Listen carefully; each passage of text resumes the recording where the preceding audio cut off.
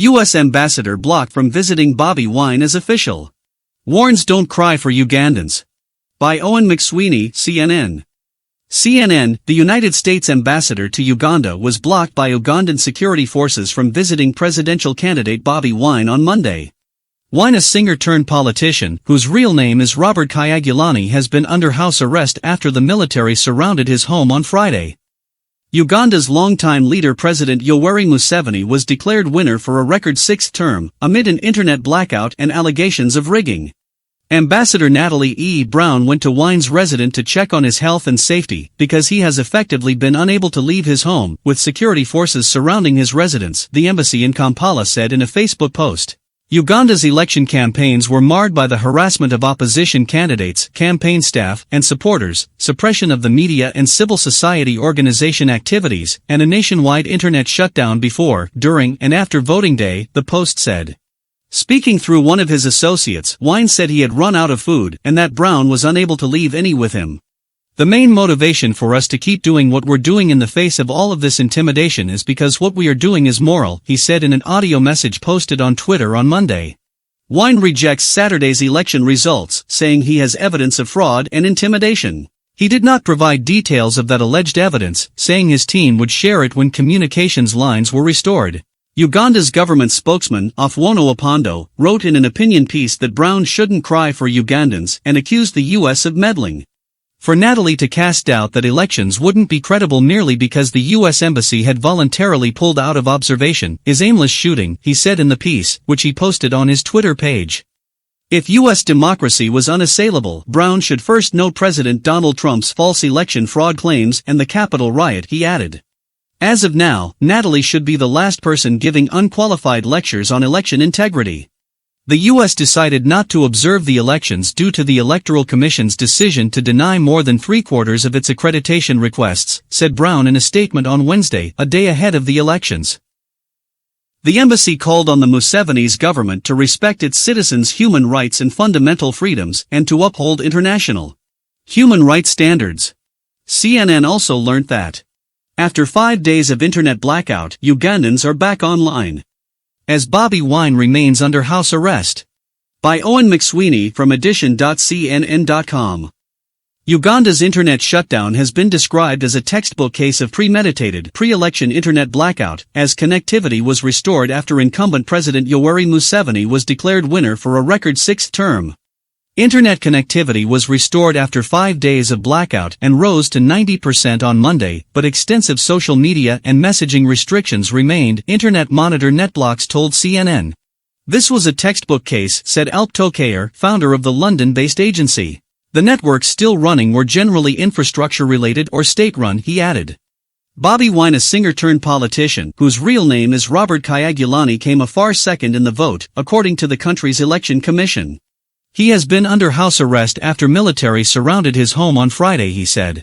Heavily armed military and police raided his party offices in Kampala on Monday, an administrator tweeted from Wine's official Twitter account. Wine has rejected the election results, describing them as rigged, and called on the country to dismiss the results. Wine said he had evidence of fraud and intimidation, but he did not provide details of what evidence he had, saying his team would share it when communications lines were restored. He had earlier accused the Electoral Commission of vote rigging.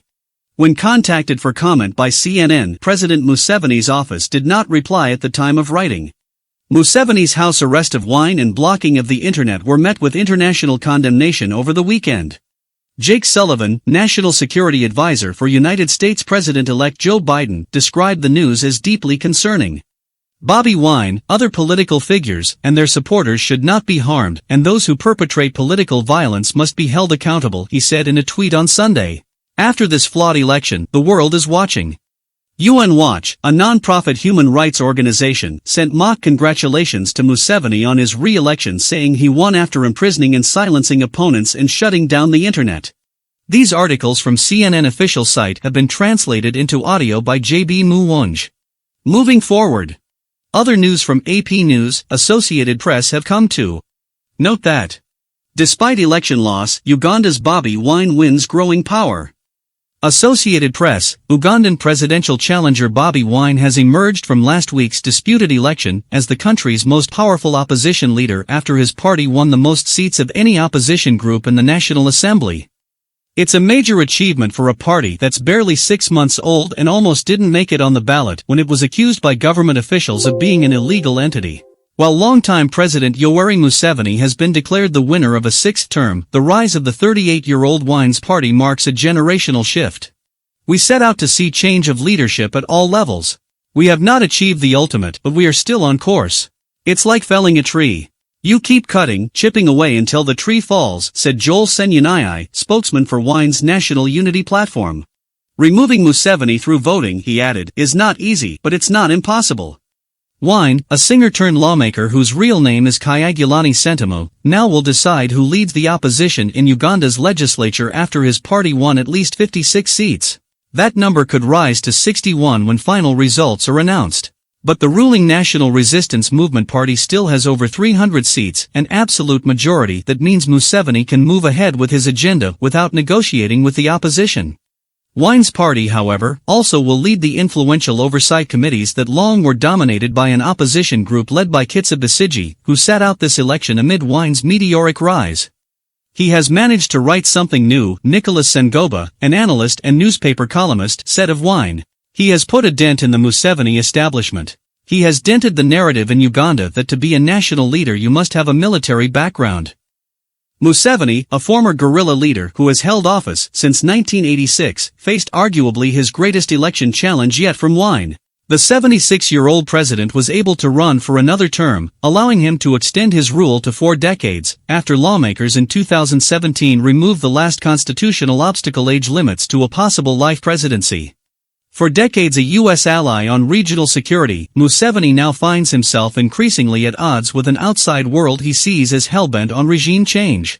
Wine has urged the international community, including the United States, to suspend the billions of dollars in foreign aid that he says props up a brutal regime. Museveni, in response, has called Wine a foreign agent and says he will not tolerate interference from the international partners whose money helps his government provide important public services. The Bazungu. I don't want to be racist, but they are the ones who are mostly involved in meddling, Museveni said in a televised address on Saturday after he was declared the election winner, using a Swahili word for white people. Foreign meddling will not be tolerated.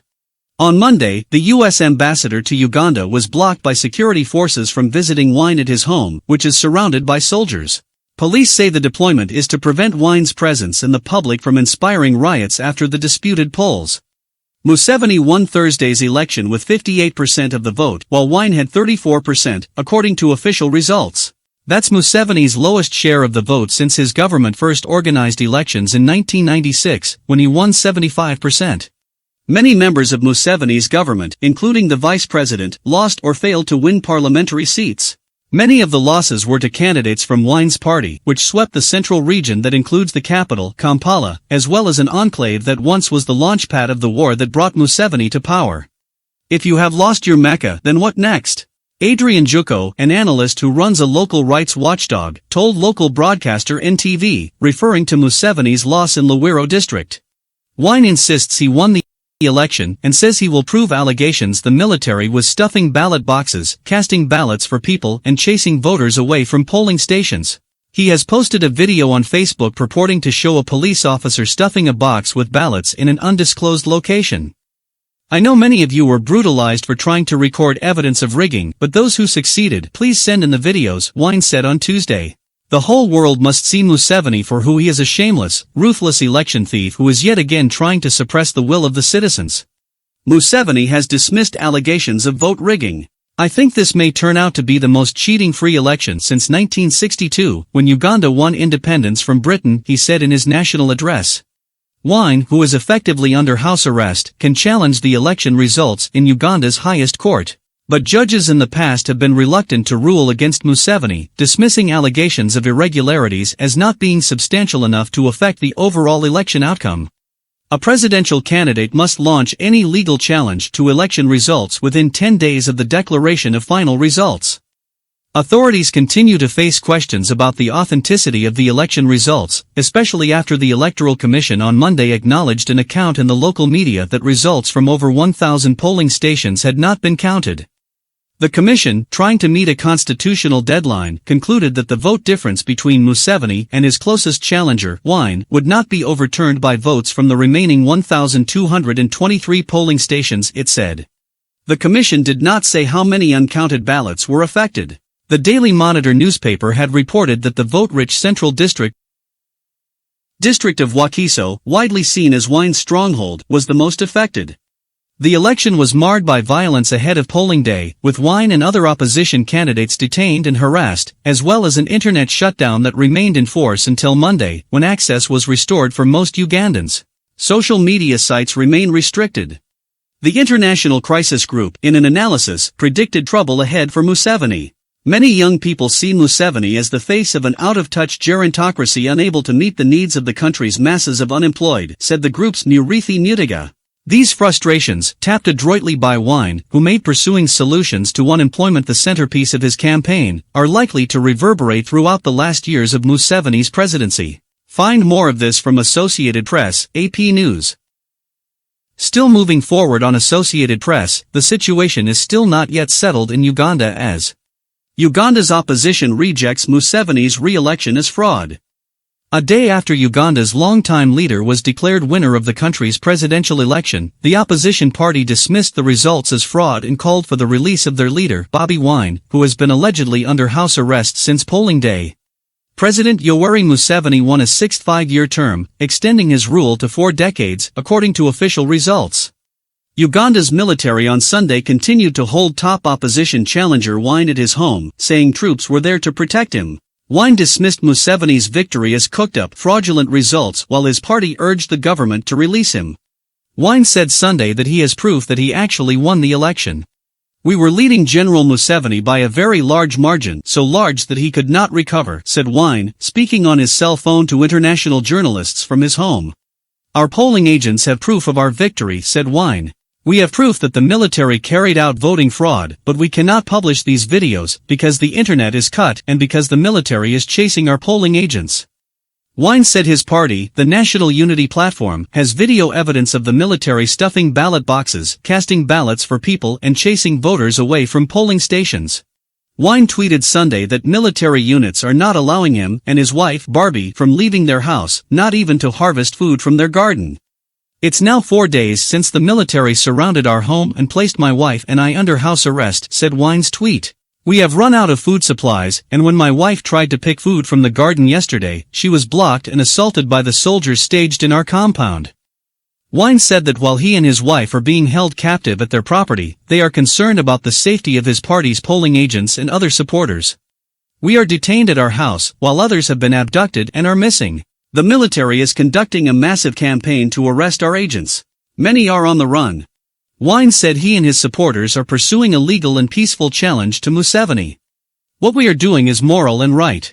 We are doing this legally and non-violently. So many people are paying the price for standing up for what is moral and what is right for Uganda. 45 million Ugandans are yearning for peaceful change, to redefine our country and our democracy." Wine's opposition party called on all Ugandans to reject this fraud. "This is a revolution and not an event. A revolution of this nature cannot be stopped by a fraudulent election." The opposition party, in a statement Sunday, said that its quest for a free Uganda is on despite the current attack on free speech and association, referring to the days-long shutdown of the internet by the government. The party urged its followers to use every constitutionally available avenue to pursue political change. "As we speak now, our president, Wine, is under illegal detention at his home," opposition lawmaker Matthias Mpuga told reporters at a news conference Sunday. Mpuga spoke at the headquarters of Wine's party in Kampala. "Perhaps his crime was to defeat Mr. Museveni on the day he has selected as his crowning," he said. "Wine is not allowed to leave or receive visitors at his home," he said. Wine's party alleged that soldiers had actually broken into his compound and were freely using utilities including power and water. "We are concerned about the state in which he is," party spokesman Joel Senyanai said of Wine. "Is his house now a barracks?" He added, "There will be a Uganda after Museveni and there will be an army that serves the interests of the country." Uganda's Electoral Commission said that Museveni received 58% of the vote to Wine's 34%, with a voter turnout of 52%.